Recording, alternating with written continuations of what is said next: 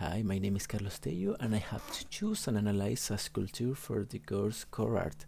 So the sculpture I chose was called Sófocles. It is plaster cast made around 1900 after a Roman original preserved in the Lateran Museum. Its author is unknown. The choice of material immediately shaped the way I experienced the work.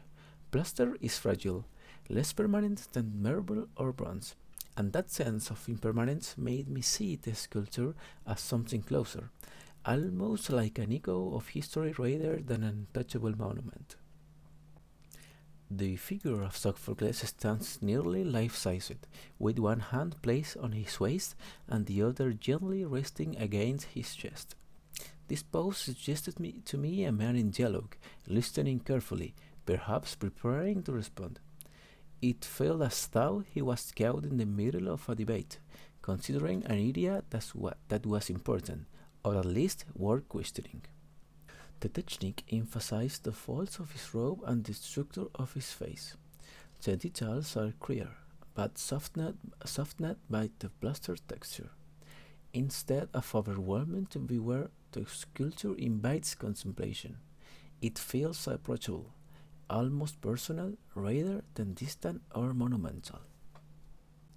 The scale reinforces this impression because it is close to the size of a real person. Standing before it gave me the sensation of facing someone directly. However, its placement, slightly elevated above the viewer's eye level, changed that relationship.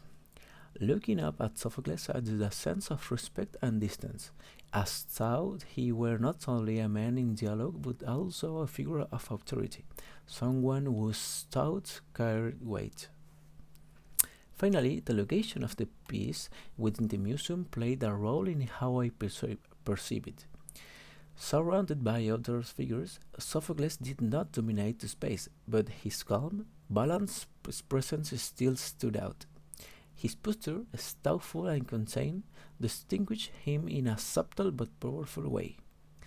Altogether, the material, technique, scale, and placement combined to give the sculpture a unique presence. It was not only an object to observe, but an encounter, quiet, reflective, and human.